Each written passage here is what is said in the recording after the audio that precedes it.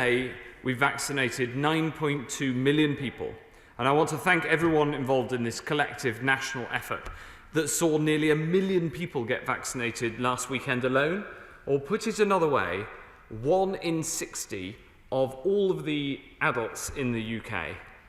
We've now protected almost 9 out of every 10 people over 80 and half of people in their 70s.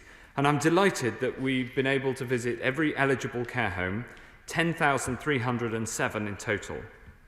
I want to thank everyone involved in that effort, including, of course, the NHS, our dedicated staff in social care, the residents themselves too for coming forward. And I want to pay tribute to my honourable friend, the Minister of State for Care, who's worked so hard to help us meet this ambitious target. I know that many of us in this House are playing our part in the national vaccination effort, and today we've published a new resource for the House that provides more information on the vaccine rollout and how all colleagues can play such an important part in increasing the take-up of the vaccine in their area, because the take-up of this vaccine will directly impact how effective the vaccines are and how fast we can safely get out of this. Mr. Speaker, we're confident we have the supplies to meet our target to offer the vaccine to the 4 most vulnerable groups by the 15th of February. We now have over 400 million doses of vaccine on order, including the additional 40 million doses from Valneva that we ordered yesterday. And Mr. Speaker, that we find ourselves in this position is no accident. Our strategy has been to invest early and invest at risk. We've backed many horses, no matter where they're from, and we've also built up our vaccine manufacturing capability here at home. As a result, today we have the AstraZeneca jab being manufactured in Oxford and Staffordshire and Wrexham, the Novavax vaccine made in Teesside, and the Valneva vaccine manufactured in Livingston in Scotland. It's a great example of what we can achieve together working as one united kingdom. Mr. Speaker, despite this optimistic backdrop, we must continue to act with caution, not least because of the renewed challenges posed by new variants of the coronavirus. We have found here 105 cases of the variant first identified in South Africa, including 11 cases which don't appear to have any links to international travel. As with the variant first identified here in the UK, there's currently no evidence to suggest it is any more severe, but we have to come down on it hard. Our mission must be to stop its spread altogether and break those chains of transmission. In those areas where this variant has been found, parts of Broxbourne, London, Maidstone, Southport, Walsall and Woking, we're putting in extra testing and sequencing every positive test. Working with local authorities, we're going door to door to test everyone in those areas, and mobile testing units will be deployed, offering PCR tests to people who have to leave their home for work or other essential reasons. We have also seen 11 cases of mutations of concern in Bristol and 32 in Liverpool, and are taking the same approach. In all these areas, it is imperative that people must stay at home and only leave home where it is absolutely essential. When your local authority offers you a test, you should take up the offer, because we know that around 1 in 3 people with coronavirus have no symptoms but can still pass it on. We're offering testing to everyone aged 16 and over, even if you have been vaccinated. And if you live in one of those areas but have not been contacted and you're unsure if you should have a test, I encourage you to visit your local authority website to find out. Anyone who must leave home to go to a workplace, for instance, because they cannot work from home, should get tested. All local employers should support and encourage their workers to get tested, and the message is more important than ever: to stay at home, maintain social distancing, and get tested. Mr. Speaker, across the whole country, we're expanding workplace testing, including here in Parliament itself. And this morning, you and I together visited the new COVID testing site here in Parliament, which offers all of those who work here, peers, MPs and staff, the chance to get tested. I took a test this morning, thankfully negative. It's quick and easy, and you get the result back fast. and I encourage colleagues who have to be here in person to sign up and do the same. And for all of us, no matter where we live, we need to continue to follow those rules, because while more scientific work is underway to learn more about new variants, we know with absolute certainty that social distancing works. It denies the virus the social contact it needs to spread. We must all keep at it. We've sacrificed too much and come so far with the vaccine to give it up now, and I know that we won't. Mr. Speaker, in closing, if I may say, while we've been working night and day to fight coronavirus, I have often drawn inspiration from our fight against another killer pandemic of HIV, a disease that also took too many people before their time. And this is HIV Test Week. It's a reminder of how important it is to get your free HIV test. But it's also a reminder of the progress we've made in tackling that terrible pandemic, that we can credibly commit to no new transmissions by the end of this decade. And today I'm sure the whole House will join me in wishing Lord Norman Fowler a very happy 83rd birthday. He was an inspirational former Health Secretary, a fearless advocate for tackling HIV and AIDS. Lord Fowler is someone who knows the importance of taking action early and the power of testing to turn the tide. So as we face these difficult weeks ahead, we can all draw inspiration from that great struggle, that even when faced with a mountain of challenges, science, ingenuity, and the sheer power of will can see us to better days ahead. And I commend this statement to the House. Shadow Secretary of State, Jonathan Ashworth. Grateful, Mr. Speaker, and grateful as always to the Secretary of State for advance sight of his statement. And can I thank you, Mr. Speaker, for putting in place the arrangements for testing on the estate. I'm sure members and crucially staff on the estate are extremely grateful for that initiative. Now, and I also extend my best wishes to the Lord Speaker as well on his birthday today.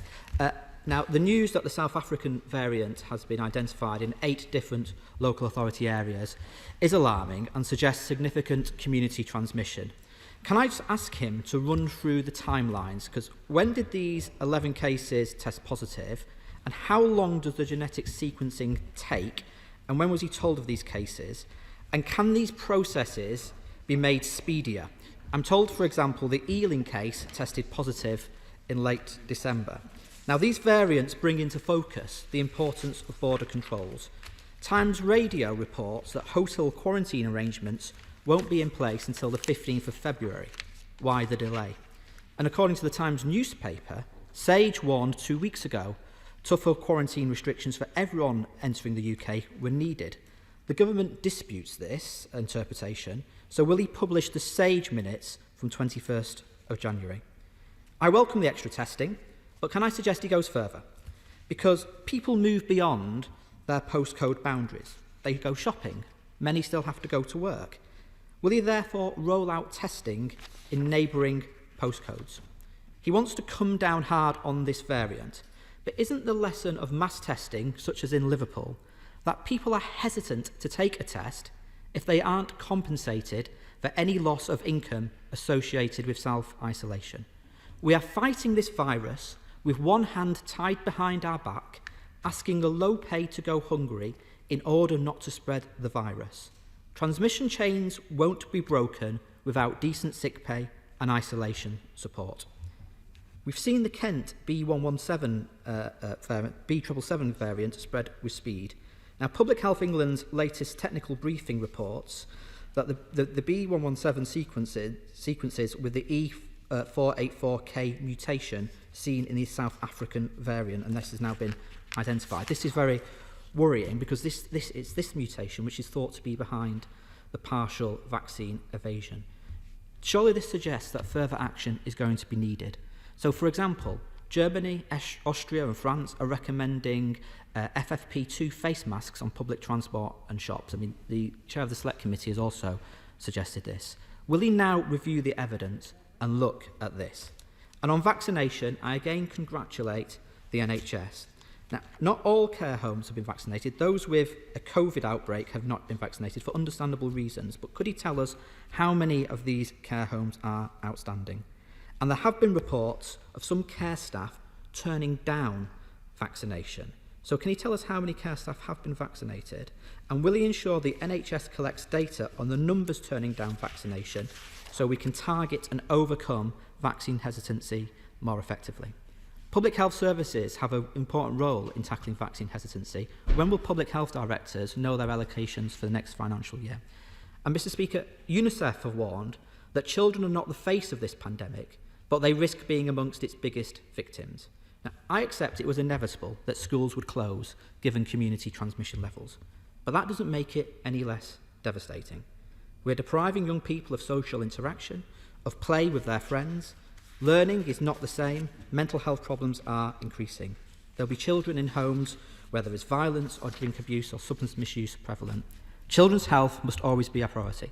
So on current plans, how many teachers will be vaccinated as part of bands 5 to 9? And how many teachers and support staff will have to wait until the period between Easter and summer to be vaccinated? Last September, it was reported 25,000 teachers had been off sick related to COVID, further disrupting children's learning. So how can he ensure we don't see the same disruption again from March when it's hoped schools return? Finally, Mr. Speaker, this is indeed HIV testing week. And over the weekend, I binge-watched It's a Sin. And I was in tears. Mr. Speaker. Now, thankfully, HIV is not a death sentence today. People living with HIV are in phase 6 for vaccination, but only if they have disclosed their HIV status to their GP. Many haven't and still don't want to because of the stigma we saw portrayed in It's a Sin.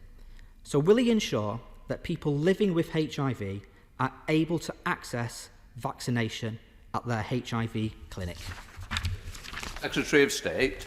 Thank you very much, Mr. Speaker. And just to answer the honourable gentleman's many questions, he's absolutely right to raise the importance of of coming down hard on the cases of new variants that we've discovered here in the UK.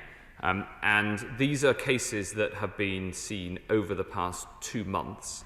And the action that we're putting into place is action to make sure that we stop further spread and further spread in the community, alongside the action taken to ensure that there's no spread from those who have got a history of international travel. As he knows, we brought in tougher action at the border, and we stand ready to do more. He asked for the SAGE minutes to be published. They are published regularly. And he also asked for the neighbouring postcodes to those postcodes where a new variant case has been found, where it's a new variant that is a variant of concern. We absolutely do that where it is epidemiologically sensible. So, for instance, if the case is found on the border of a postcode, obviously we go across that border. And we also investigate linked premises. For instance, if somebody had a child at a school or is going to work in a particular workplace, and then working with the Director of Public Health, we will ensure that testing is directed there as well. He raises the issue of isolation payments, and we have the £500 isolation payment in place. So nobody need, as he put it, and nobody should go hungry because they have to isolate. What is critical in these areas is that people stay at home unless they absolutely have to. It is imperative that people follow the rules to get these new variants completely under control. He asks on the care home success. I'm delighted that we've been able to reach so many care homes. I said in my statement that we have reached 10,307 care homes. That's in England. There are 110 care homes where the vaccination programme is still outstanding because they've had outbreaks, and for clinical reasons the vaccination programme can't start there, but it will as soon as it's clinically possible. He also asked about the data being shared from the vaccination programme, and that data is now routinely shared with local directors of public health precisely for the reasons that he sets out, so we can reach more parts. And finally, he ends on the question of education. And of course we understand how challenging the impact of this lockdown is on those with children who have to be schooled at home.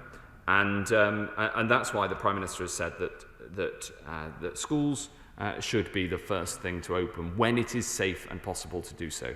Sadly, that time isn't yet, but the more that we all follow the rules that we've set out so clearly, the quicker that time will come.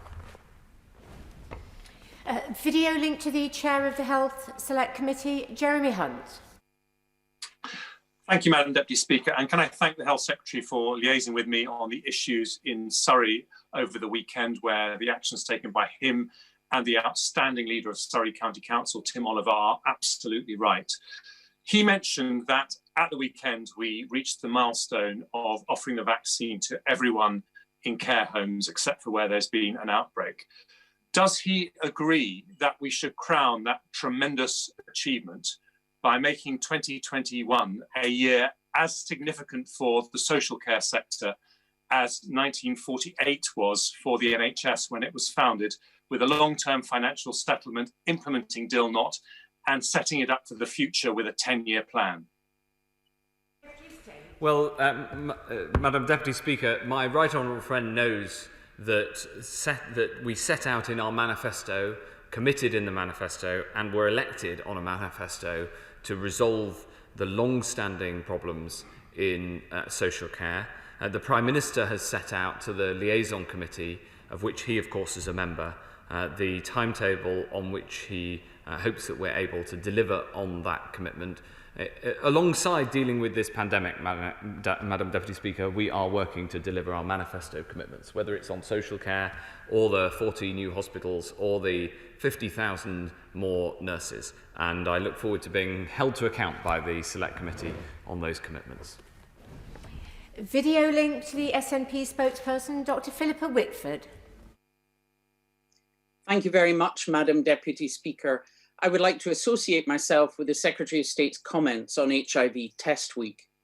But it's very concerning to hear that over 100 cases of the South African variant have been detected in the UK, particularly as they don't represent a single outbreak, but are widely scattered across England. The concern, of course, is that while current vaccines will still give a significant degree of protection, this variant's resistance to some COVID antibodies could reduce their effectiveness. So does the Secretary of State plan to tighten internal travel restrictions to avoid it spreading across the UK, as happened with the Kent variant? And will there be increased random genomic testing of PCR specimens out with these areas to identify just how widespread it already is? Unfortunately, this is shutting the barn door after the horse has bolted. The government has been aware of the concern about this variant for some time, and the SAGE advisory group warned that limited travel bans wouldn't be enough to keep out new COVID variants, and the only way to stop them would be mandatory quarantine for all arrivals. So why did the government choose not to follow this advice? This variant is already present in many countries, and new, more resistant COVID variants could evolve anywhere in the world. So will the government now reconsider their very minimal quarantine plan and extend it to all incoming travellers? And finally, as new strains brought in through holiday travel last year contributed to the second wave of COVID, is the Prime Minister seriously suggesting people should go abroad on holiday this summer? Well, thank you very much, Madam Deputy Speaker. I think what the SNP spokeswoman failed to mention is that it's only because we built the huge genomic surveillance capacity that we now have, that is available right across the UK, that we've been able to spot these variants of concern. And this is a critical point, because these sorts of variations happen everywhere, but the challenge is to spot them as soon as you can and act on them. She asks about travel, and we've already in place rules against all non-essential travel with a clear stay local guidance. And we also have mandatory isolation for new arrivals. So yes, we have tightened in response to the new evidence that she mentions. But she didn't also mention the fact that it is only because the vaccine programme is rolling out so rapidly across the whole UK that we are able to protect people against the old variant, which of course is the most widespread, the combination of the old variant and the variant first discovered in Kent. And that is the way that we will get out of this, this situation. That is a UK programme, and we are enthusiastic and willing, from the UK government point of view, to do everything we possibly can to support that rollout, including all the way across Scotland, to make sure that people in Scotland and every other part of this United Kingdom can get their jab as soon as possible. Video link Robert Helfen. Thank you, Madam Deputy Speaker. I pay tribute to my right honourable friend and the Vaccinations Minister for the work that you have all done on vaccines. Will my right honourable friend thank Essex Council, NHS staff and volunteers in Harlow who have so far vaccinated many thousands of residents. Public Health England have said that adults over 18 with learning disabilities are at greater risk of dying than most people aged 65 to 74. International studies show that if you are learning disabled aged 55 to 64, death rates are comparable with those over 80. My right honourable friend will have seen the parliamentary petition on this signed by many thousands. So will he work with the JCVI to move the adult learning disabled high up the priority list for vaccinations? Could you state? Well, thank you, Madam Deputy Speaker. I pay tribute to all those who are working in Harlow, including at the Harlow mass vaccination site, and also the GPs and the pharmacists who are working so hard to vaccinate people right across Harlow. On the question of the JCVI ordering and the prioritisation for vaccination, as he knows, I think the best approach is to take the clinical advice and to follow that clinical advice. The sorts of considerations that he raises are an important part of the JCVI deliberations. I know they've looked very closely at the subject that he raises. What matters now that they've made and published their decision, is that we drive through the vaccination programme to get through as many of those groups as possible. I'm very pleased to see the hundreds of thousands of new vaccinations that are taking place every day. Video link Dame Angela Eagle. Thank you, Madam Deputy Speaker. Sage warned about the dangers of the South Africa strain weeks ago, but the Prime Minister dragged his feet, and he's now decided on a partial quarantine arrangement that Sage has already warned will be ineffective in preventing further introduction of this variant. So isn't it the case that once again the government have acted too little and too late to stop the spread of this new and dangerous variation in the UK? No, on the contrary, we removed the travel corridors to ensure that there is a self-isolation requirement that is mandatory for all those who are coming to this country. And protecting this country from new variants coming from abroad is important. Hence, we've taken the action swiftly, and we did that on the basis of the scientific evidence. Philip Hollowbone. Could I commend the Health Secretary for the difficult, brave, but correct decisions he made early on in the pandemic in relation to vaccines, which has led today to Britain having a world-leading vaccine rollout. And could I also draw his attention to NHS Northamptonshire, which, thanks to the very hard work of all the local staff and volunteers, has one of the very best vaccine rollout programmes in the whole country. Yeah.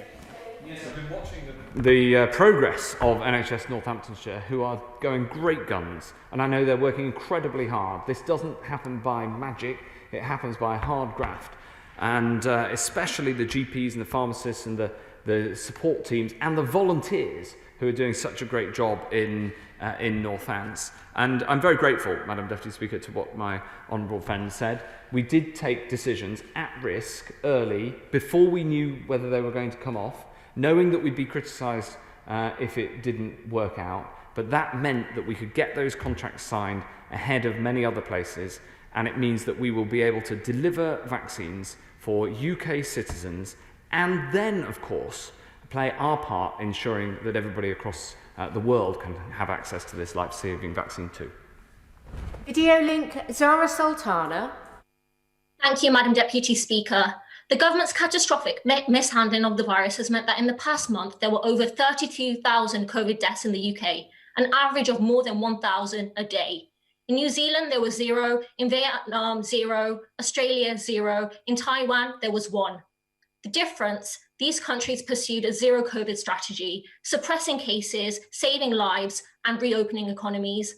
The vaccine offers hope, but so long as the virus circulates, there is a risk of thousands of more deaths and now more dangerous new variants. So does the Secretary of State regret his government's decision not to pursue a zero COVID strategy, and will he now commit to this strategy? All countries that have attempted a zero COVID strategy have found that this virus transmits and it gets round the boundaries that have been put in place. There were parts of this country that tried a strategy of zero, and in fact we were urged to do so in this House. But what matters is making sure that you get the tools that are going to be used permanently for us to get through this, and we get them deployed as fast as possible. And that means testing with the hundreds of testing sites that are now available, and crucially, it means getting this vaccine rollout. She said the vaccine offers hope, and I think that is where we should all focus on getting this vaccine rolled out as quickly as we possibly can. Rob Roberts. Thank you, Madam Deputy Speaker. The Betsy Cadwallader University Health Board in North Wales has had some difficulties over a number of years, and it wasn't surprising, therefore, that there was a collective sharp intake of breath and mutterings of "here we go again" when the vaccine got out to a little bit of a faltering start in North Wales. My colleagues from these benches and I have been in constant contact with the Health Board, and are pleased to report that now things are back on track. They're making really good progress, and they're very, very confident of being able to hit that target of the first 4 groups by the middle of February. My right honourable friend, therefore, join with me in paying tribute not only to the staff of the Health Board, but also the legions of volunteers, the Army forces, and all of the people who are involved in that, who are doing such a fantastic job in North Wales. Will, it's close to my heart, Madam Deputy Speaker, and I think that right across this UK, people have done extraordinary things and worked incredibly hard to deliver this vaccine rollout, and we've been working as hard as we possibly can as a united kingdom to support the NHS in Wales, in North Wales, for my honourable friend, in Scotland, in Northern Ireland, to make sure that this vaccine is delivered as safely and as rapidly as possible to all parts of these islands. Dan Carden. Thank you, Madam Deputy Speaker. And it's wonderful to see so many people being vaccinated so quickly, and it shows the value of investing in the right people, in the right place, at the right time, and using our National Health Service, GPs and local public health professionals. But the vaccination isn't the end of the story. Social distancing will continue to play its part, so will test, trace, isolate and support, and of course new variants threaten to take us back to square one. So can I ask the Secretary of State to learn from the obvious lessons from this government's failures and successes, put local health teams in charge of test and trace with the proper funding that they need, but also fix the broken system of support, the £500 payments and those not entitled to statutory sick pay as quickly as possible. Well, Madam Deputy Speaker, I take all that as a compliment. The £500 payment is incredibly important for supporting people on low incomes. The huge rollout of test and trace, the fact that now over 90% of contacts are identified and contacted by NHS Test and Trace, who are doing a magnificent job, and of course the rollout of the vaccine, which is going so rapidly. The fact that this weekend 1 in 60 of all of the adults in the country got a jab, I think, is a testament to that. So we absolutely always are looking to improve and to learn lessons wherever we possibly can. But I'm really glad that things are making the progress that they are. Steve Brown. The Secretary of State said about HIV, and binge watching It's a Sin is 5 hours well spent, and a reminder of how close we are to that magic zero transmission. And the government's acceptance last week that the release of our society, rightly starting with our schools, should move in lockstep with the success of vaccine rollout was really welcome.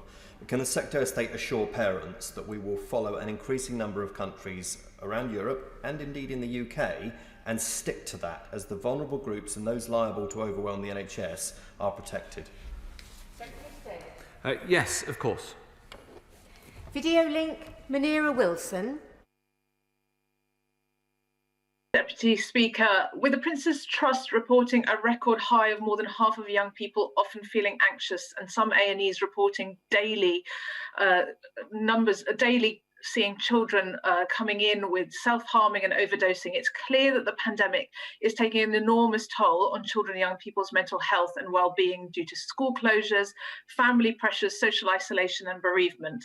So will the Secretary of State commit today in Children's Mental Health Week to urgently forming a cross-departmental plan for tackling the impact of the pandemic on children and young people's mental health? Well, Madam Deputy Speaker, we have put a significant amount of extra funding into supporting children's mental health alongside adult mental health, as we know that one of the consequences of the lockdown, which is absolutely necessary, is that it does put significant pressure, and we have seen the increased burden on mental health services, and it's very important that people get the support they need.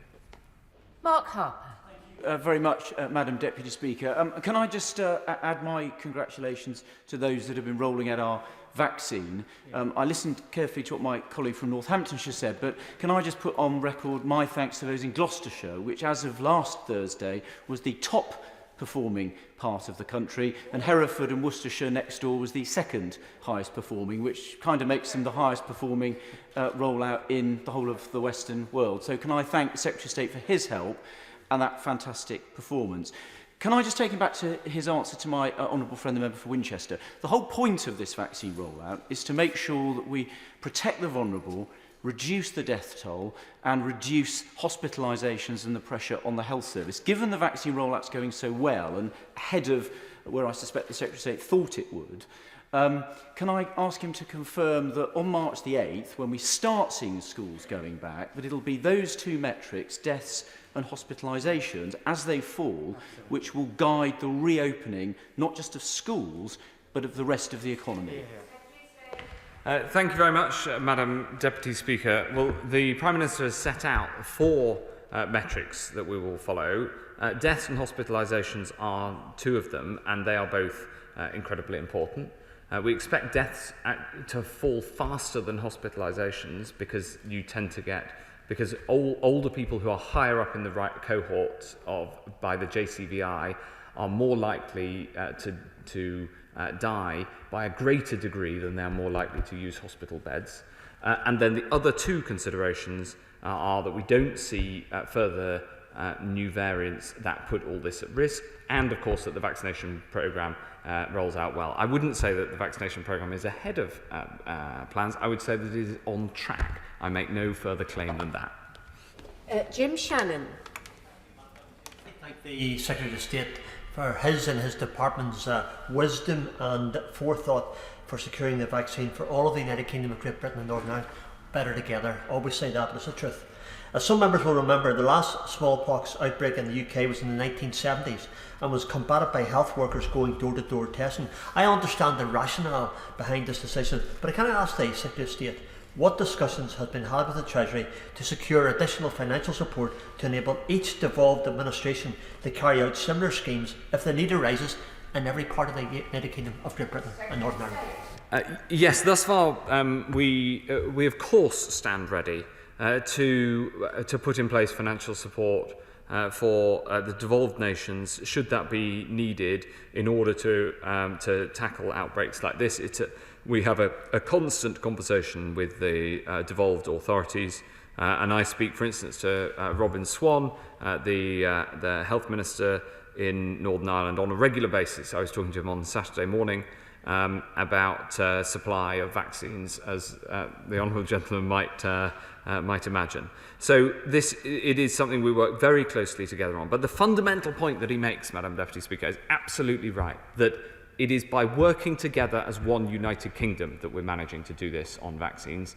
And if you want a shining example of why this country performs so well when we work together, just look to the vaccines programme being rolled out in every corner of the country, in every locality, with all nations working together in a single combined mission. It is a celebrated example of why this country works well when we're better together. Sir Graham Brady. Thank you very much, Madam Deputy Speaker. Can I thank my right honourable friend for repeating his commitment to ensuring that schools can get back as soon as it is safe to do so. But as he reflects on that, can I ask him to keep in his mind the very sobering words of Professor Russell Viner, the President of the Royal College of Paediatricians, who said to the Education Select Committee, when we close schools, we close children's lives, and then went on to refer to 75 international studies which suggest significant mental health damage for children. And will he reiterate the huge importance that there is in putting children's mental health and well-being alongside the other onerous responsibilities that he bears? Secretary of State. Yes, I agree entirely with my right honourable friend. The Royal College of Psychiatry have been very clear in describing the negative impact of school closures and also the negative impact of the virus getting out of control. The challenge we have is to try to mitigate both of those problems, and it is the vaccine that is the best way through. Video link, Ruth Jones. Thank you, Madam Deputy Speaker. And I want to start by thanking our amazing NHS staff, especially those working in the Aneurin Bevan Health Board here in South East Wales, for their amazing work throughout this pandemic. Can I ask the Secretary of State to update the House on any conversations he may have had with the pharmaceutical companies about the need to modify the vaccine in the light of the new variants? Yes, we're working with pharmaceutical companies and with the scientists to understand both whether such modifications are needed, where they are needed, and how they can be brought to use on the front line as quickly as safely possible. This is obviously a very important consideration given the new variants that we've seen, and we have confidence that modifications to vaccines, should they be necessary in large scale, will be available in more quickly than the original vaccines. And just as we did first time round, when we got in there early and we bought at risk, so we are having exactly the same conversations right now with the pharmaceutical companies to make sure that we are right at the front of this one. Video link, David Morris. Thank you, Madam Deputy Speaker.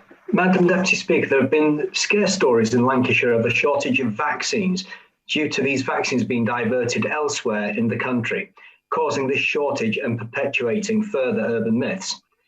Can my right honourable friend, the Secretary of State, assure me and the House that my constituents in Morecambe and Lunesdale are going to be covered and that we're not seeing vaccines being redirected to other regions of the UK, and Lancashire will continue to receive the required proportions in the future, safeguarding my constituents?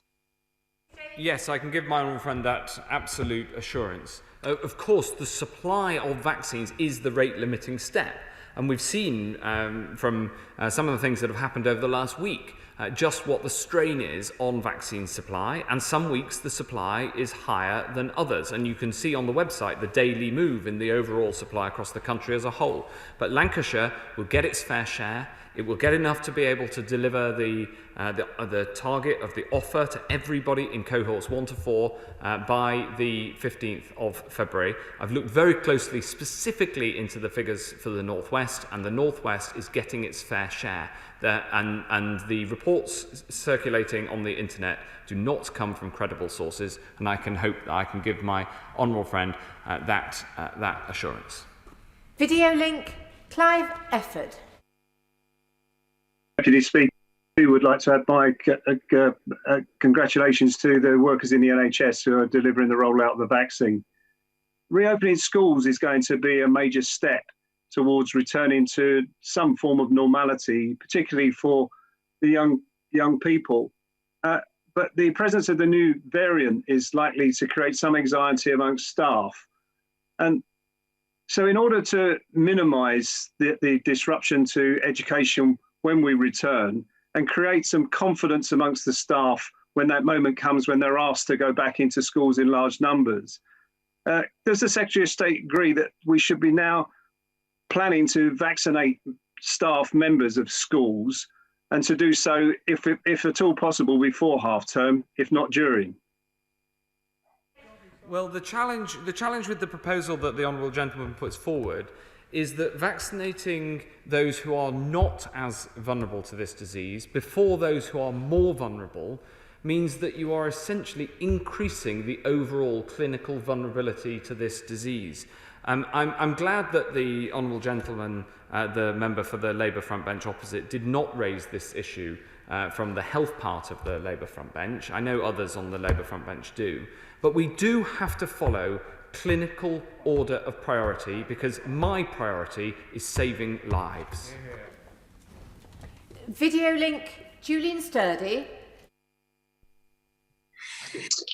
Thank you, Madam Deputy Speaker. Further to the Prime Minister's suggestion yesterday in Batley that we may not see a return to different regional tiered restrictions due to the virus's behaviour, how will the government avoid unfairly disadvantaging areas with low COVID rates if they go ahead with this approach? Or does the fantastic vaccination programme rollout mean that the whole country can make steady progress out of lockdown together now? That is our goal, that the whole country can make steady progress together. And in fact, if you look at the case rates across the UK, they are more similar in all parts of the UK than they have been for some time. And of course, there were significant regional variations over the autumn, but that is much less widespread now. Hence the comments that the Prime Minister made yesterday. Video link, Julie Elliott. Thank you, Madam Deputy Speaker. The Secretary of State will know that I have written to him several times recently on the subject of the gut microbiome, which the immune system heavily depends on, and its impact on COVID-19. Will the Secretary of State meet with me to discuss the emerging research, including the use of pre- and probiotics, positive mitigation on the impact of the worst effects of COVID-19, helping people suffer less, saving the NHS money? I'm very happy for either me or one of my team to meet with the Honourable Lady to discuss this issue and make sure it's looked into properly.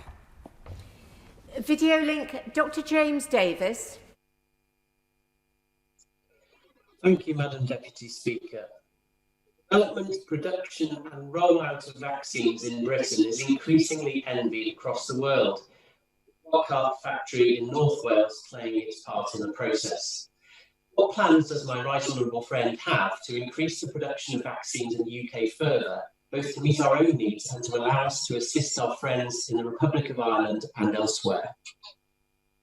Absolutely. The onshoring of vaccine manufacturing is an incredibly important part of our strategy. We were previously very, very good at the research, indeed very good at the regulation of vaccines, but onshore manufacturing was sparse. We've built that manufacturing capability, including at Wockhardt on the Wrexham Industrial Estate, as he mentioned, but also now with production in Scotland, in Teesside, and elsewhere, with more to come. And I think it is a strategic choice for this country that we should make, that we should bring onshore the manufacturing of critical industries and critical products like vaccines, not least because there isn't going to be a global glut of vaccine manufacturing capability for a long time to come. And we are at the forefront of the science. We should be at the forefront of the manufacturing and the production too. Video link, Alison Thulis. Thank you, Madam Deputy Speaker. Dr. Wendy Jones, who operates the Drugs in Breast Milk Helpline, continues to be getting queries from people who've been told that they can't get the vaccination if they are breastfeeding. So could I ask the Secretary of State, could he make it absolutely crystal clear that this is not a contraindication for people being vaccinated and that those who are breastfeeding should get the COVID vaccination? Madam Deputy Speaker, I will ensure that the Chief Medical Officer writes the Honourable Lady setting out the precise clinical details of this point, because whilst she is right, I don't want to opine on the clinical point. I want to make sure that comes from the top doctor in the land. Matt Vickers. Thank you, Madam Deputy Speaker. A huge debt of gratitude is owed to all those involved in our incredible world-leading vaccination programme, including Teesside's Hospital, Primary Care Network and Fairfield Pharmacy, which was one of the first pharmacy-based vaccination hubs around. Can my right honourable friend confirm when Teesside will benefit from a mass vaccination site so we can get more jabs into the arms of Teesside as soon as possible? I think the performance of people on Teesside in getting the jab rolled out so fast has been absolutely magnificent, particularly, but not only in Stockton-on-Tees, and I'm not just saying that because the honourable gentleman asked me the question. It has been a really, really impressive performance, and I'm very happy to look into when we might be able to open a Teesside mass vaccination centre. But what I can say is that across Teesside this rollout is going well, and I'm grateful to everybody who's coming forward so enthusiastically to get the jab. Video link, Tony Lloyd. Thank you, Madam Deputy Speaker. Can I join with the Secretary of State in congratulating those in my own constituency who've worked so hard to roll out the vaccine? But at the moment in Rochdale, as in other areas, the people are given roughly a week's notice of the quantity of vaccine and also of the type of vaccine. And as a way of working, that is fine for the first round of vaccinations. When we come to the second round, can there be flexibility built in so that those who are responsible for delivering the vaccine know what vaccines they'll get, how many they'll get, so they can ensure that those second vaccines are the ones that are needed? I absolutely understand the point that he makes, and I join with him in what he says. And I understand why people who are delivering the vaccine on the ground want to know these forecasts. The challenge is that the supply schedule is lumpy, and hence we don't want to give inaccurate certainty. We don't want to imply that there is a certainty where there isn't. Where there is certainty is that we have a high degree of confidence that the second doses will be available and of course will be distributed according to need with the right vaccine for the right second dose going to the right place. We have a full record of that. The second dosing starts in earnest in a couple of months' time, obviously 12 weeks on from the 4th of January when we shifted the dosing schedule to a 12-week schedule. And we have the logistics underway to ensure that people get access to the right dose to match the first dose that they had. I'm very happy to talk to him further if he has any further questions about the logistics of getting this sorted. Video link, Jason McCartney.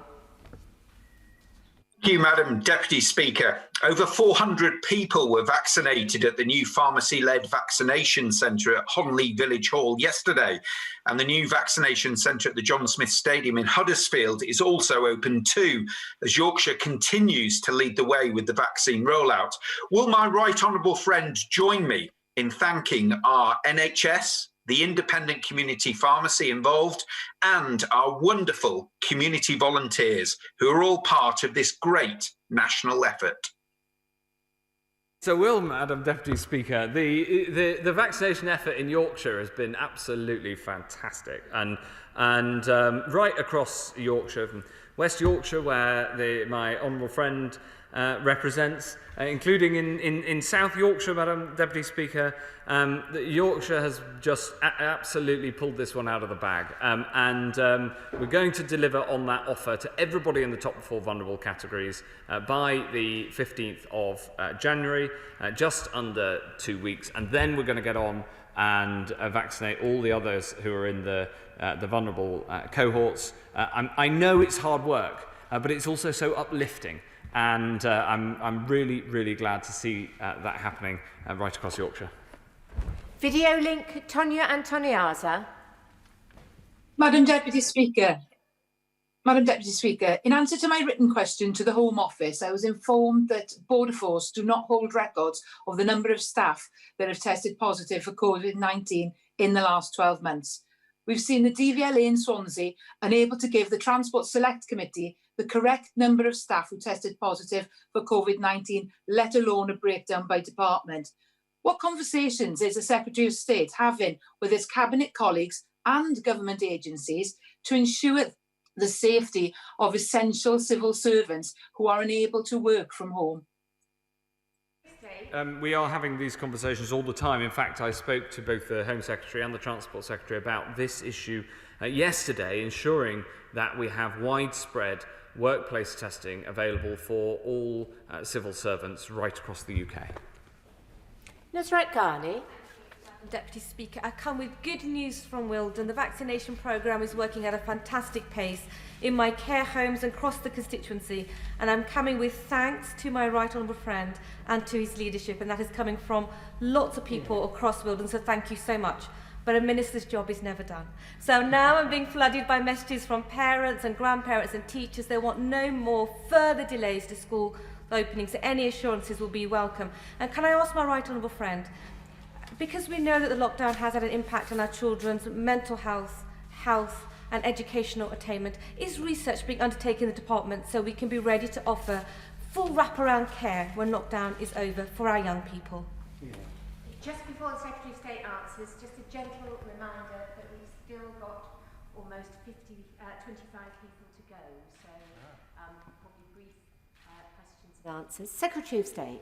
Well, of course, Madam Deputy Speaker, we do want to provide as much support as is possible, and I'm really glad to see that the vaccine rollout is going well in the Wilden, and I want to thank everybody who is playing their part in that.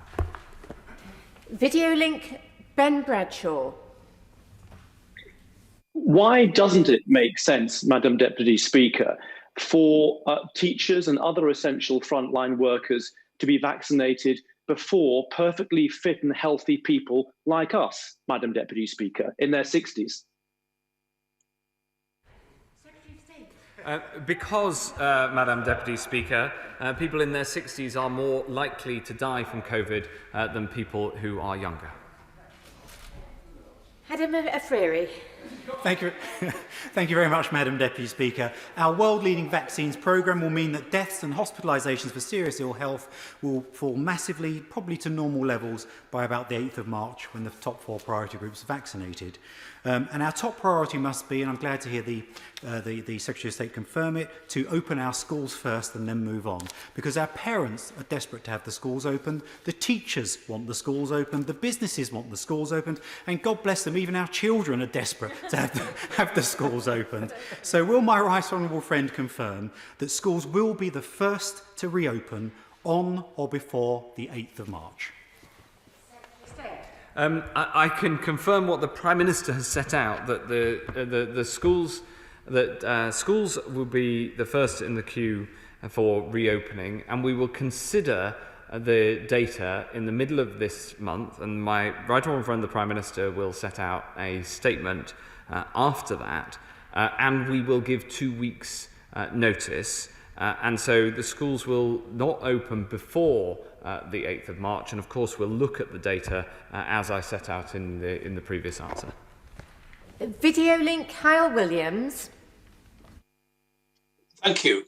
The Health Minister in Wales has now admitted at last that many lives could have been saved had the Welsh Labour government locked down sooner last year.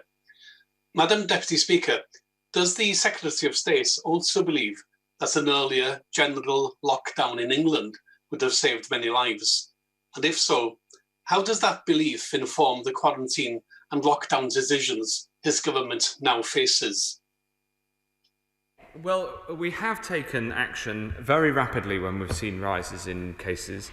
And the most recent example here in England was, of course, right at the start of this year, when we saw the sharp spike in cases and took very rapid action to close schools after some of them had been open for just 1 day. We don't take these measures lightly at all. We understand the impact that they have, but they were absolutely necessary.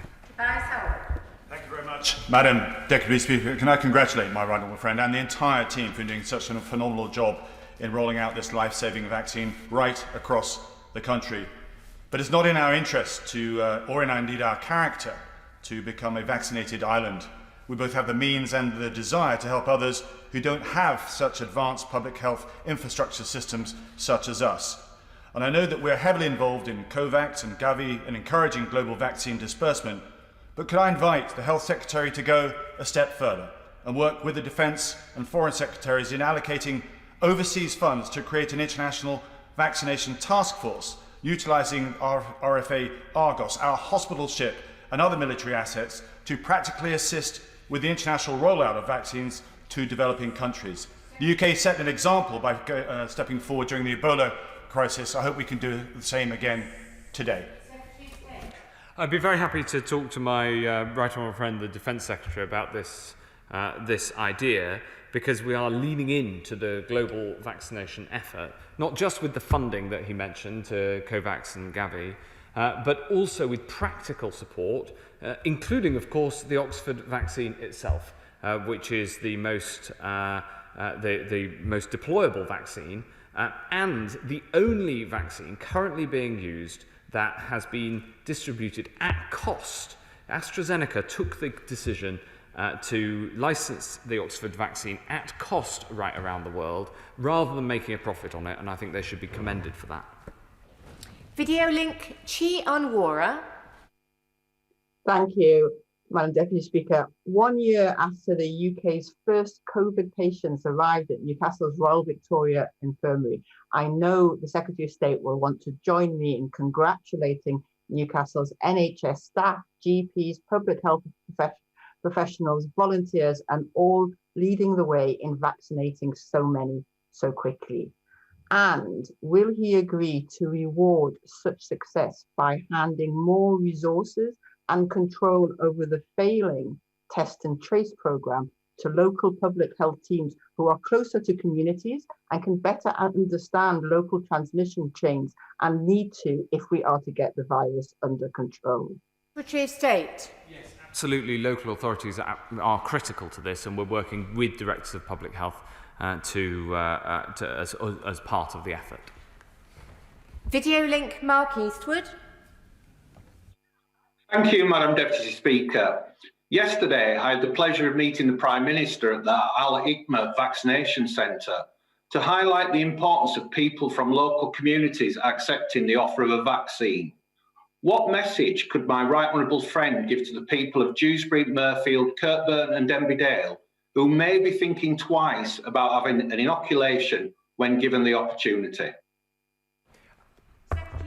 I would say to everybody that they should listen to the honourable member, their local representative, and all those who've looked at the impact of this vaccine, and we can see that it saves lives, and we can see that it is safe to take, and we can see that the rumours that are spread on the internet are just that, they're rumours, they're not facts. And I would listen to local faith leaders too, from churches and mosques and synagogues right across the country, who are all uniting in saying that we should take the jab when it's our turn. It's the right thing for you, and it's the right thing for your community. Video link Bill Esterson. The Health Secretary will understand the concern about the discovery of the South African variant in the borough of Sefton. But I wonder if he can tell us what the variant is that he referred to with a number of cases in Liverpool. He also knows that a number of times I've raised the concern about the number of people who cannot afford to self-isolate or to stay at home. This is even more important now with the spread of new variants and of mutations. So will he tell me now that he is going to push his cabinet colleagues to plug the gaps in financial support so that everybody can play their part and stay at home to stop the spread of the virus? We have put in place the £500 support to ensure that everybody can afford to self-isolate.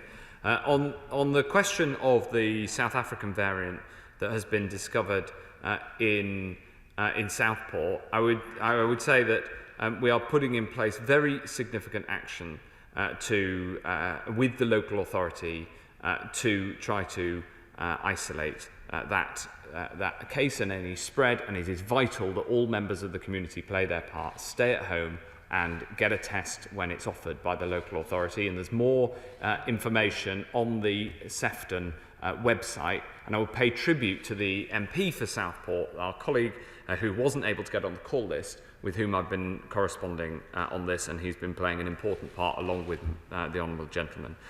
The cases in Liverpool that I mentioned were in fact raised in the local media and described by Liverpool Council a couple of weeks ago, and I included them for completeness to describe all of those cases where we have seen a mutation, along with the 11 cases in the Bristol area that we have that I also described that have been set out in a scientific study from the University of Leicester today. Liverpool City Council, we've been working very closely with Liverpool City Council and with Bristol City Council on these two clusters, along with the councils of all those where a variant of concern, for instance, like the South African variant, has been found. I hope that's a complete enough answer, and I'm very happy to talk to the Honourable Gentleman if he has any further questions. Bob Stewart. Thank you very much, Madam Deputy Speaker. Yesterday I was speaking on the telephone to Mrs. Bunny England, who is a WAF in the Second World War, and at 92, very, very young. She tells me she's housebound and no one's contacted her about a vaccination. I assured her that I would inform the quite excellent and responsive South East London CCG about her case, and I'm sure she would be contacted very quickly. Could I ask my right honourable friend, who's doing extremely well, how are we going to be able to get to every single person who's housebound in groups 1 to 4 by the 15th? Well, I would say that that Mrs. Bunny England is certainly going to get her jab now, and I'm very grateful to my honourable friend for raising her case, and I'll get straight on to the CCG, who, as he says, is excellent, and we have, of course, roving teams right across the country going to people who are housebound. It's very, very important that we reach all with that offer. And we're on track to ensure that everybody can have the offer of a vaccination by the 15th of February. I appreciate that for somebody in their 90s, they may have been waiting for that call for a couple of weeks now, but we are making good progress, and I'll make sure that Mrs. England gets her jab. Well done, Video link, Asfal Khan. Thank you, Madam Deputy Speaker. Last week, I visited a number of new pharmacies-led vaccination centres set up in my constituency. It was incredible to see the tireless hard work of staff and volunteers. These vaccination centres are struggling to navigate the confusion caused by the two online booking systems. They are seeing patients being sent to centres much further away rather than staying local. And patients over 70 who cannot get an appointment as the national booking system does not update in line with the government guidance. Will the Secretary of State look into these issues with some urgency? Well, first, Madam Deputy Speaker, can I pay tribute to the Honourable Gentleman's leadership in his local area and in his community for demonstrating how important it is to get the jab, as so many colleagues across the House are doing. I think it's wonderful that we have this total unanimity in this House on the importance of the vaccination programme and the work that people are doing from all sides of the House and from all backgrounds in promoting the vaccination effort. It really makes me very, very proud, and it's humbling. On the specific issue that he raises, of course, I'll look into that. I'll ask the Minister for Vaccine Deployment to call him to talk specifically about the issue. Now, there are two different routes that you can get a jab, either the mass vaccination centres or through the GPs, and people are often invited to both, and that's okay. They can take one or the other, whichever is most convenient. If they get an invitation to a vaccination centre that's a bit of a distance and they want to wait for a closer one, then they can do so. That closer invitation from the local GPs will come. and a lot of people appreciate the opportunity to essentially go as soon as possible. That's why we've got these two different routes. But I understand the importance of making that clear to everybody and making sure they're deconflicted as much as possible. And I hope that we can make sure this goes as smoothly as possible, and that he and Minister Zahawi can make that work. Video link, Andrew Griffith. Thank you, Madam Deputy Speaker. Sussex today reached the twin milestones of vaccinating 85% of its over 80s and every care home, bar the small number with recent outbreaks. Will the Secretary of State join me in thanking all involved, including Siobhan Melia, Adam Doyle and their teams in NHS Sussex, all the many GPs and the army of volunteers in Arundel and South Downs? Absolutely. I'm very happy to congratulate everyone in Arundel and South Downs and across Sussex who've done a magnificent job so far. There's a lot more still to do, but they're doing a great job. And I particularly want to pay tribute to those who volunteered their time. And often, you know, for instance, can end up on a shift 8 hours standing in the car park in the cold. But just the spirit that's being shown in Sussex and right across the country is really uplifting, and we all need something that's uplifting in these difficult times. Video link, Barry Shearman. Thank you, Madam Deputy Speaker. Can I ask the Secretary of State, he knows, he's very well aware that when he does good things, I tell him that so, and there's much to celebrate today. But before we get too euphoric, can I remind him that, 406 people died yesterday of COVID, 70 people have died in Huddersfield hospitals since January the 1st.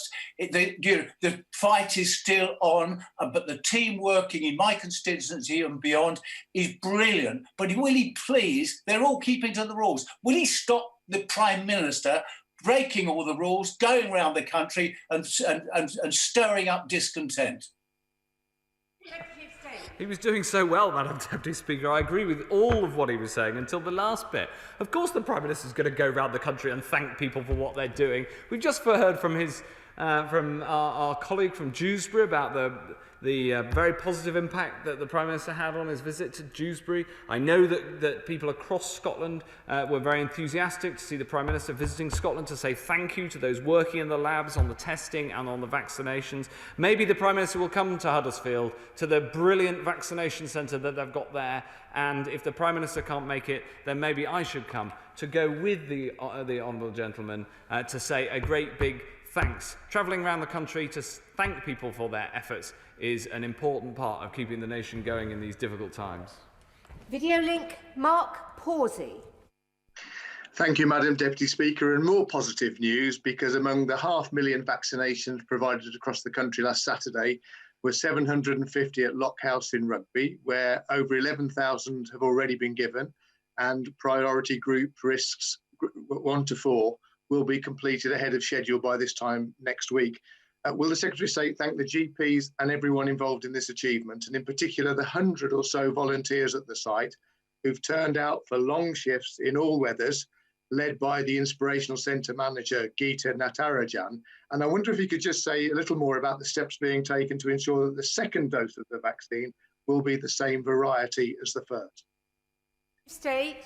Deputy Speaker, I've always loved rugby, and the idea that rugby is going to deliver on that offer of categories 1 to 4, everybody in categories 1 to 4 having an offer of a jab a week early is music to my ears. I'm delighted to hear about it, and I can absolutely confirm that we have confidence in the supplies of vaccine to ensure that everybody can get a second jab of the same vaccination as they had first time round, unless there is a specific clinical reason not to, which would only happen in very, very rare circumstances.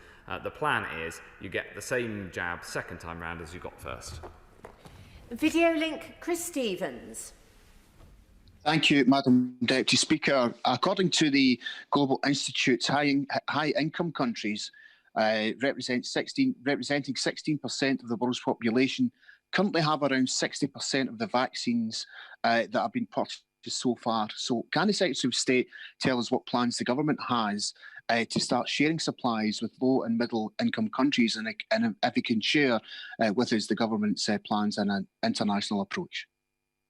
Yes, this is a very important question, and whilst I'm incredibly proud of the UK vaccine rollout, and I'm very pleased that we bought early so that we have access to the supplies of 407 million doses, we are also deeply aware of our international obligations, both with the provision of the Oxford vaccine to the world, but also the financial support, essentially through COVAX, and also Gavi, to make sure that people across the world have access to this vaccine. It isn't either or, it's and. And while my first priority and my first responsibility as UK Health Secretary is to ensure that the UK has access to this vaccine, this is a disease that has demonstrated that it doesn't respect international boundaries, and it's important that everywhere gets access to the jab. Video link, Catherine Fletcher. Thank you, Madam Deputy Speaker. The variant of COVID that was first identified from South African samples has been found within a PR9 postcode. That postcode covers the town of Banks within South Ribble in Lancashire. Now, there's understandable concern with residents, and there's also a celebratable desire to do the right thing. So, can my honourable friend offer any reassurance to the residents so close to Southport and set out what they can do with testing, for example, to do the right thing in this situation? Yes, absolutely. The councils, it's Sefton Council that leads on this particular outbreak, but I understand that there are some residents in Lancashire that are in that postcode area. The website sets out where the door-to-door testing will cover, and the activities that the council are leading on, working with us, making sure that we get testing as broad as possible. But if you are in the PR9 postcode or any of the other postcodes that I set out yesterday, it is very important to be especially vigilant, and it is imperative to stay at home unless it is absolutely essential that you leave home. So I do understand the concern, of course I do, but the reason that we've been so clear that these are the postcode areas is because we do need people to take that action to limit the community spread in the vicinity around the cases that we've found. Video link, Yvette Cooper. Thank you, Madam Deputy Speaker. The Health Secretary rightly said our mission should be to stop the South Africa variant spreading. But the community spread shows border measures are failing to do that. He set out no timetable for quarantine hotels today. And 7 weeks after the variant was identified, it's still possible for people to travel home from South Africa and elsewhere with no quarantine hotels, no quarantine taxis, no test on arrival, and still go straight onto public transport in the UK.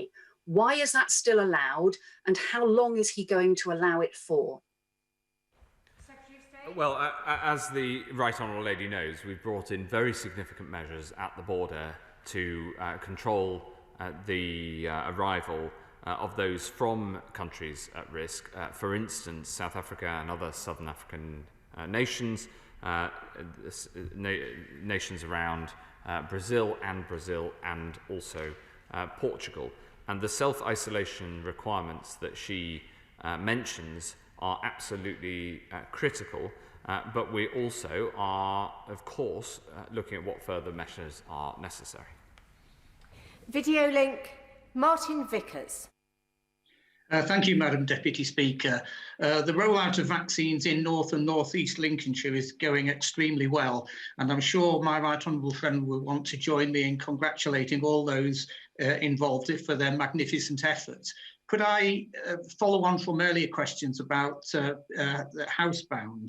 Yesterday, I was contacted by the family of an elderly gentleman who lives alone, who'd received, in the rural part of my constituency, who'd received an invitation for a vaccination at a centre considerably far from his home, and he wanted it locally.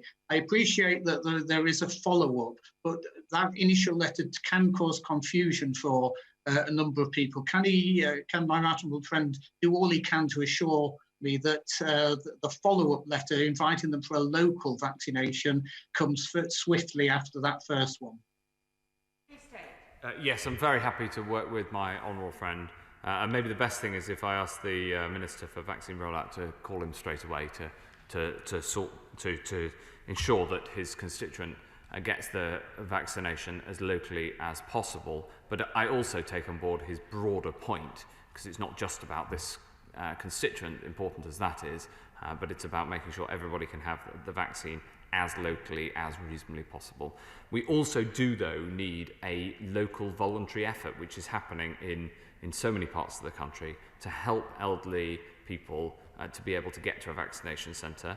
And if a constituent is housebound, then of course the roving vaccination teams need to be able to reach them. That takes longer than vaccinating through any other route for obvious reasons, but it is a very important part of the scheme. Video link, Leila Moran. Thank you, Madam Deputy Speaker. I welcome the commitment from the Secretary of State to lean in, I think he said, to the international effort to roll out vaccines everywhere across the world. No one is safe until we are all safe, anywhere. Not least because if we don't do this in tandem, it increases the chances of variants coming here that would undermine our own impressive efforts. So when does the government plan to start parallel distribution of the vaccine, particularly to low-income countries, some of which have had no vaccines at all? And shouldn't it be as soon as we have completed the vaccination of our clinically most vulnerable? Secretary of State. Madam Deputy Speaker, after we've completed the vaccination of the clinically extremely vulnerable, there are still many millions of people here who are at risk of dying from this dreadful disease. So absolutely we will lean in to the international effort.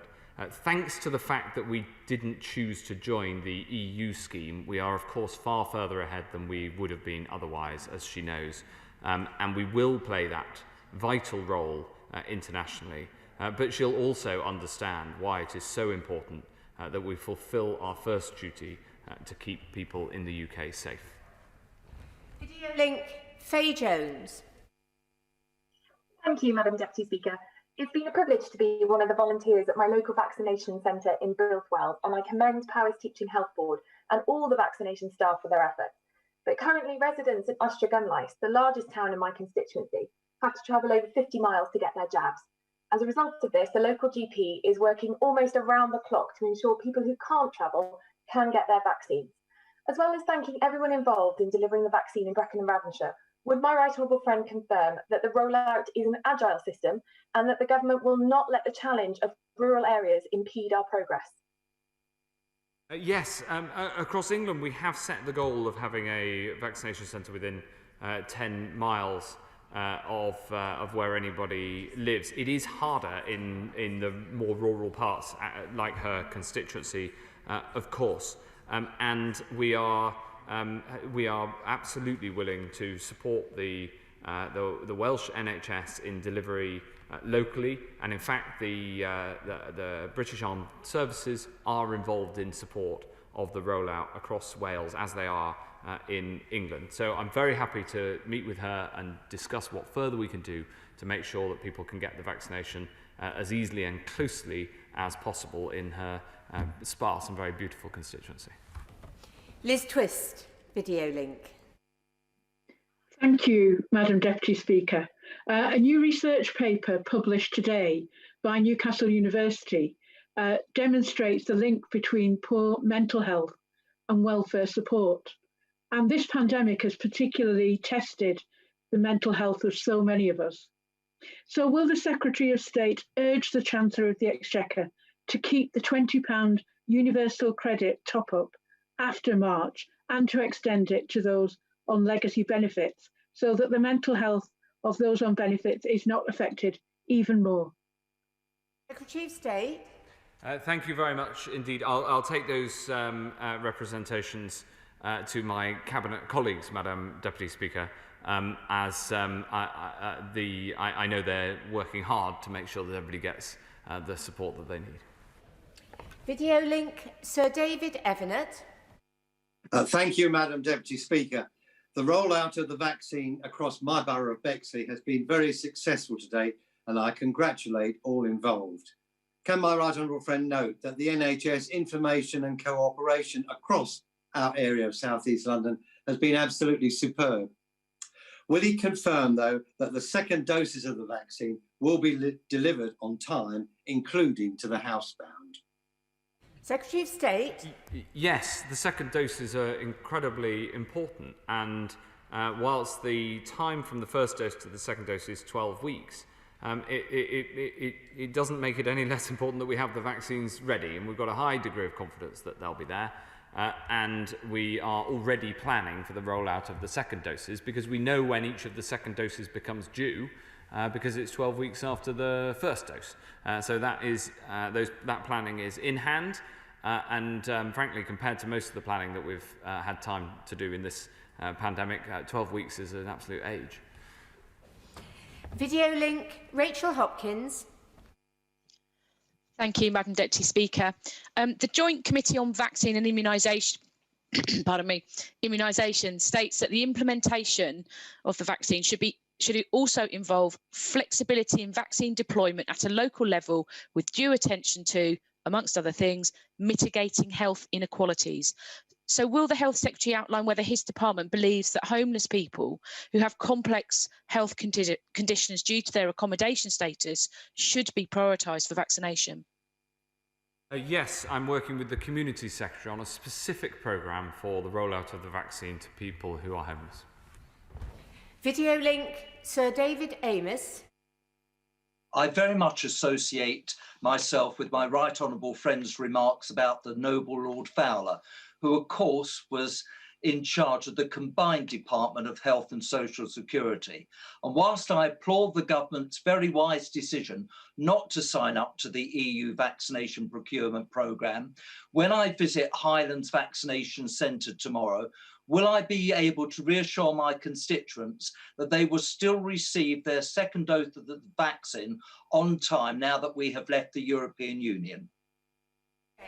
Yes, and I'm very glad to say that we are working with our EU counterparts to ensure the fair distribution and manufacture of vaccines according to signed contracts, which is the right and proper way that it should be.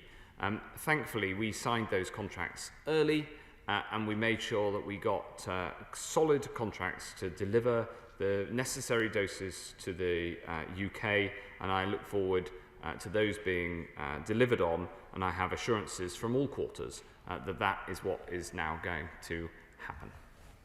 Video link, Debbie Abrahams. Thank you, Madam Deputy Speaker. Madam Deputy Speaker, we know there's a reduced antibody response against the new COVID variants for vaccinated blood. But can the Secretary of State say what is the level of change in this vaccine efficacy and what action is underway to update and approve new vaccines to address this? I'm particularly thinking of the E484K mutation found in both the Brazilian and South African variants. Yes, she's absolutely right, Madam Deputy Speaker, to ask this critical question. The answer is we're doing a huge amount of work with the scientists and the pharmaceutical industry to develop modified vaccines should they be necessary. And we're also monitoring the results of work to understand the efficacy of the existing vaccines against the variants of concern. We do not have a point estimate for the difference in the efficacy of the vaccine. The efficacy needs to be measured both in terms of your likelihood of catching the disease and in terms of your likelihood of being hospitalized or dying from the disease. There is a significant amount of work underway to understand all of those things, both in labs and in the field. For instance, AstraZeneca has a trial in South Africa that it is revisiting to understand the progress of those who were vaccinated as part of the trial, and we will publish as much information as we get as soon as we credibly can. I wish I could put a number on the answer to the honourable lady's a very astute question, but unfortunately that is not scientifically credibly available yet. The last question is a video link to Stephen Hammond. Thank you, Madam Deputy Speaker. And can I congratulate my right honourable friend for his decisions of last year to guarantee the surplus supplies of vaccine. And can I also thank everybody in Wimbledon, the NHS and the volunteers who are delivering it. Clearly, getting the vaccine rollout as fast as possible is key. And therefore, can my right honourable friend confirm that he will be making sure that best practice advice is being given to every vaccine centre to ensure that there are no supplies not unused at the end of the day, and that there is a reserve list for appointments? Yes, well, I'm very grateful to my honourable friend. The vaccine programme has been enormous hard work by a huge number of people, but it's very heartening to see it progress as it is, including in Wimbledon, where it is going well, and I'm very grateful for his support in making that happen. The need to use every last drop of this precious vaccine is paramount. The standard operating protocol clearly states that all vaccine doses that are available should be used. If you can get 11 doses out of the 10-dose AstraZeneca vial, then do so.